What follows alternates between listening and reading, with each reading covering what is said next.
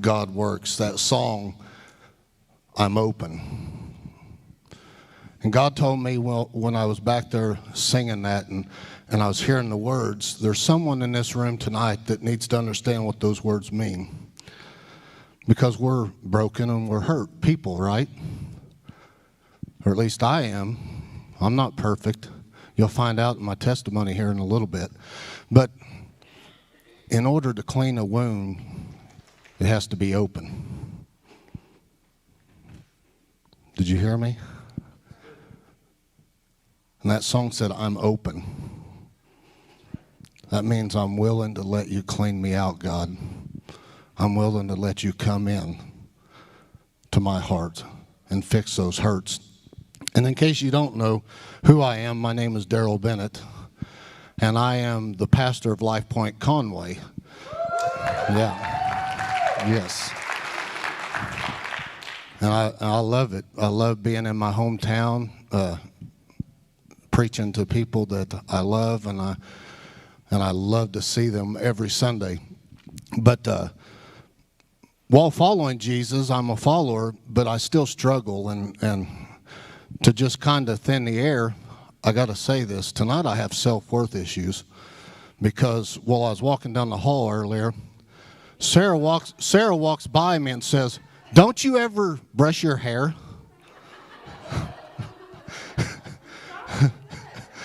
Comb my hair. What? You could have combed your hair. Same thing. We have a love-hate relationship. I love Sarah. She hates me. So that's not true either. But we got to have fun as Christians. We got to love each other, and we got to be able to pick at each other. And but I want to get serious for a second, because how many remember or were here for the past series we did on Sunday?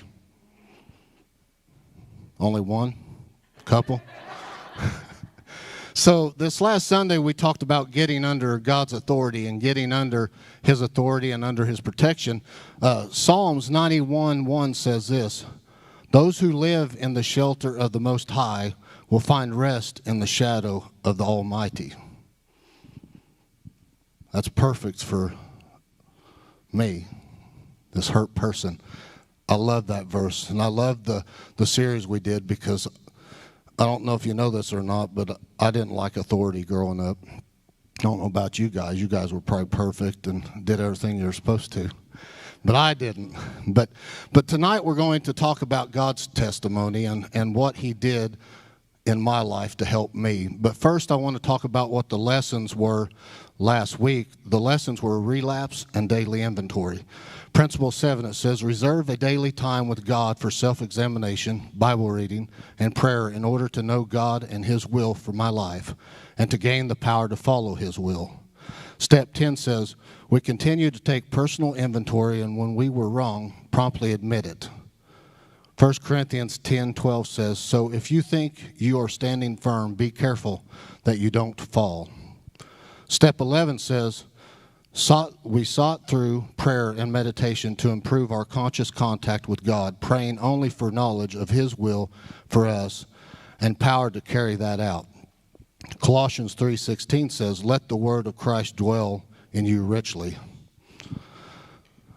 So I can stand up here and tell you all about my life and where I started and where I come, and I'll share a little bit of that. But I want to get to recent times and talk about that. But I grew up in the country, in the middle of nowhere. I always say that. I joke around about it, that I'm a redneck hillbilly, and you can probably tell by the way I talk. But I grew up from home to home, jumping around. My mom would leave me with my dad. My dad would give me to my grandparents, and this was what happened most of my life. And then my dad, as I grew up, he dealt drugs, and we would have to travel from city to city. So I never made friends. I always jumped from school to school, and that was my life. So in order to make friends, what did I have to do? I had to fit in. Which later on in life would help me, because my wife one time, I think she called me a chameleon. And I thought that was a bad thing until I started reading the Bible, and then I read about how Paul said that he had to fit in with the crowd that he was with so that he could win them to God. I didn't say he said he had to sin. He said he had to fit in. That means he loved the person where they were. He loved them how they were so that he could get them to know who Christ was. But my problem was I fit in with the wrong crowds and I did the wrong things. And then finally I got tired of it. And when I got older, I grew up and some things had happened. I'd been sexually abused by other men, and I'd been abused by men. And so I didn't like men, and I didn't want to be one, so I tried to kill myself. And I did that, tried to twice. Once earlier in my life and once later on in my life. But I had a void. That song says you have a void, a hole in your heart, and that's awesome because it's going to fit along with my testimony tonight. But the way I thought I could fix this was I went and joined the Marine Corps. You know what they do in the Marine Corps? They abuse you, they yell at you, and they tell you you're no good. That's how they try to get you hardened. They do the negative reinforcement, I think is what it's called. But you'd think that I wanted to put a picture up there to show who I was because I was half the man then that I am now. I think I ate him. But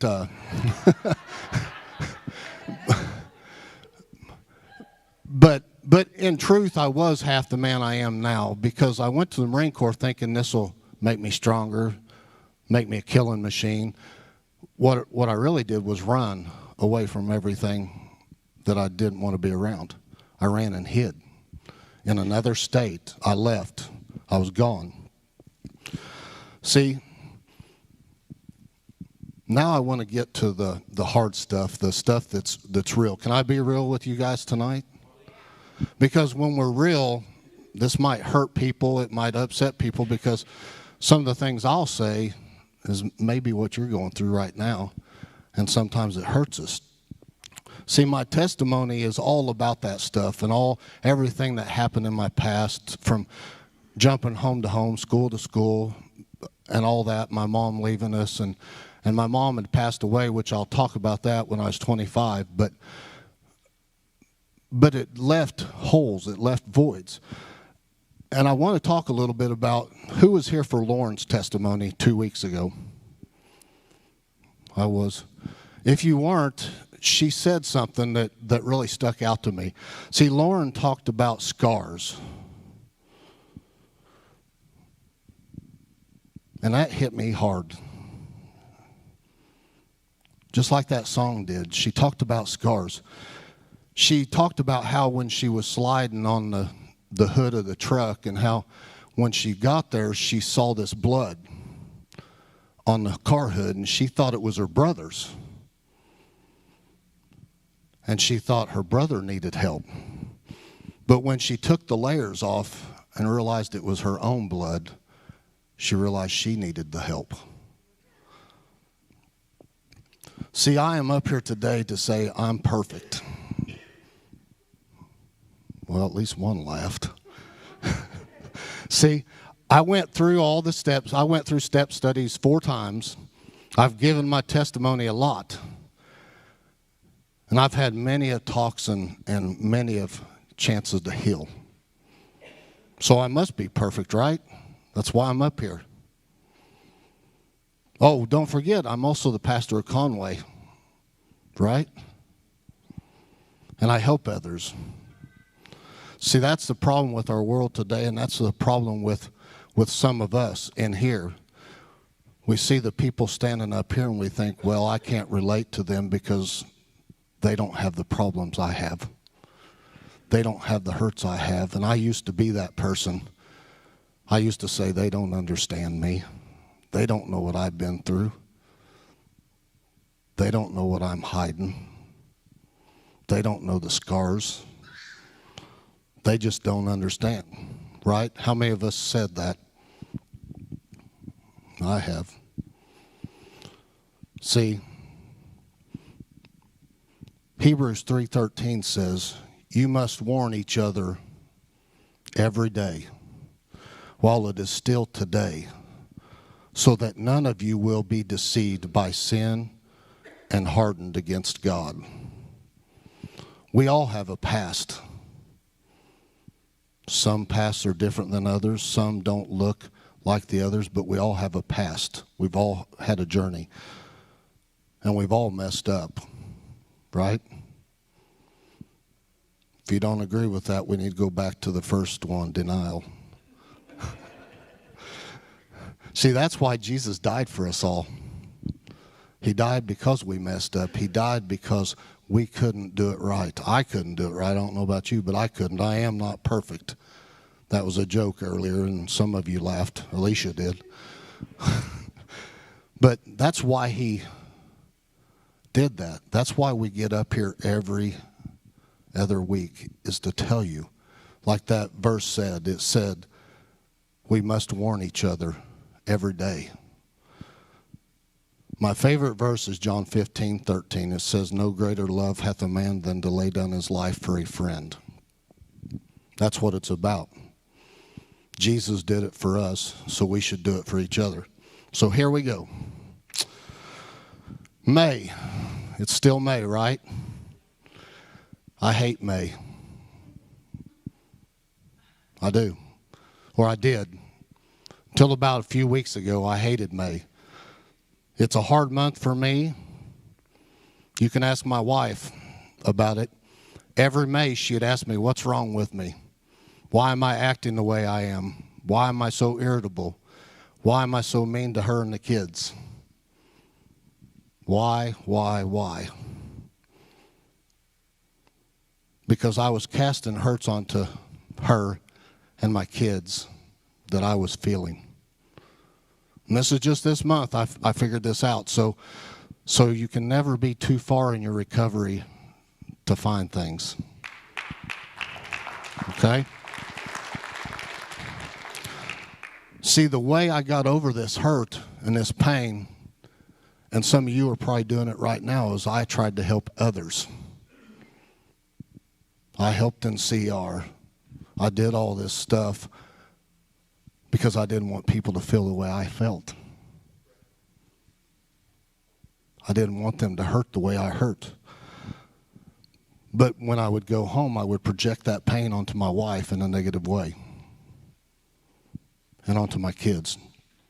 But I had pain that was hidden, and it was so deep I didn't realize what it was. I had a wound that I hadn't gotten fixed. It scarred over before it was ever healed. It wasn't open. I thought I had fixed the problem because I'd helped others with it. I used to tell people this story all the time. But here's the deal. Just like Lauren said, she thought the blood was her brother's and that he needed the help until she took the layers off. Then she realized she was the one that was hurt. Did you hear that? Until she took the layers off, she realized she was the one hurt. As the layers came off this last month, I realized that I have been having self-worth issues. My wife wasn't fixing them, but it wasn't her problem to fix. Do we do that? I do it all the time. I project my problem onto my wife, hoping she'll fix it, hoping that she can take care of it. It wasn't her problem. She didn't even cause the problem that I was pushing onto her. She had nothing to do with it. But here, guess what happened? So, what was this, 3 weeks ago we had the meeting with Dwayne? So, Dwayne has a habit of doing this to people. But it wasn't him that started it, it was Bridget. She's not in here, so I can blame her. See, I met with people that I loved, that I trusted, that I knew loved me, and they trusted me. And God kept giving these people things to say. They were talking about their own issues. They were talking about the things that happened in their life. And God's saying, that's what you've been hiding. That's what's going on in your life this month. That's what's wrong with you right now.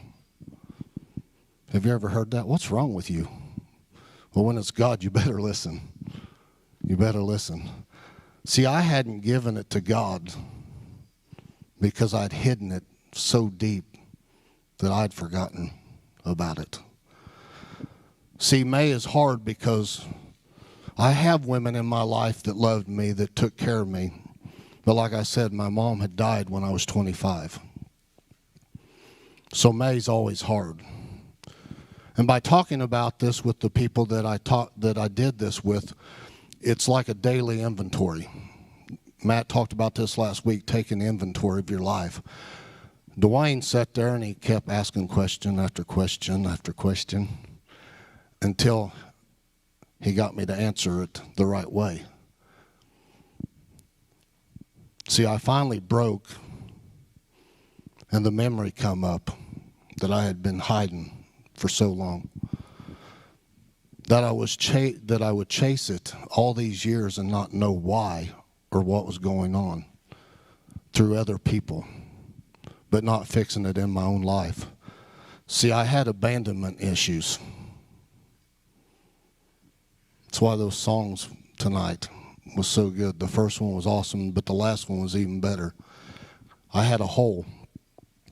See, I had abandonment issues and self-worth because of my life. All my life, my mom would chase other men or drugs or drinking or the next party over me. When I was a baby, she left me and my dad alone and said she didn't want to be with us. But then my dad couldn't take care of me, and he took me to my grandmother's and told me, here, take him. I can't deal with him. So I had abandonment issues all my life from that. It was nonstop. See, she would always leave or give us to someone else when she wanted to go do things. She would tell everyone how much she loved me, how proud she was, how I was her favorite, but her actions didn't say the same. They didn't say the same. See, I get jealous around May because of Mother's Day. It reminds me of what I never had but always wanted and never could have because she isn't here no more. I get this way because I see people that have mothers that are still here and don't care if they see them or not. When I wished I could just see mine one more time. But here's where daily inventory comes in. People pour into me. And as a group, we take inventory with each other. I talk to my guys when I'm down. I didn't used to do this, but I got brothers that I talk to. Not always daily, but when I struggle, I reach out to them. And I admitted this to them. I had to even call my wife after I had this meeting and ask her to forgive me and tell her I was sorry for the things I'd been putting on her that she hadn't even done. See, I'd locked away everything for years. The same thing would have kept happening if I wouldn't have had this inventory with Dwayne and everybody that I loved. He's the one that asked the questions, but each person had something that stood out that helped me remember this. But not understanding why this was happening every May could have caused me to relapse. But because I did the inventory, it didn't. See, instead I'm doing a daily inventory to heal from this. Me and my wife are talking more about these things. And I'm trying to not shove those onto her, which May's almost over, so I'll be good in the next few days, right? No, I hope it doesn't happen again next year. But I have brothers that will make sure it doesn't. See, it will always, daily inventory will always help in your life and what you do. But in mine, doing this will also help in my marriage. Because I was expecting my wife to fill the hole I had in my heart from my mother not being around. One of my favorite songs that some of you may know this man, his name's NF. He's a rapper and he's got a song and I can't listen to it no more, but he talks about his mother that she had overdosed And his song says, "Why did you pick that over me?" And that's how I felt. Why did my mom pick those things that she did that caused her to die over me? Which I can't put that much on myself, for one, because I'm not the one that could have kept her here. Only God could have. Remember that. See, but I still, not getting the love and comfort I needed, I would blame my wife. Why can't you love me the way my mom should have loved me? I never said that out loud, but that's what I thought. But don't get me wrong, my mom loved me. She did stuff with me. She made me fudge. She made my eggs the way I liked them.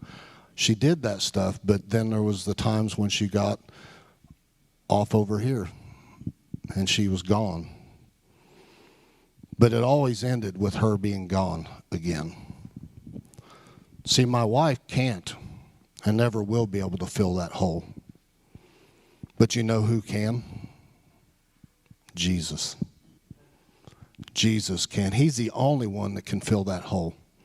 Like that song said, "I'm open." He's the only one that can come in and fill it and heal it. He's it. But he can only do this when we quit playing the victim. Did you hear me? Me playing a victim almost caused me to die because I tried to commit suicide. Playing the victim almost made me lose my wife. Playing the victim almost made me lose everything. Take a daily inventory. Why is this happening? And what is causing it? And what does God's word say about it? That's what I had to do. That's what I had to go to. But it didn't stop there.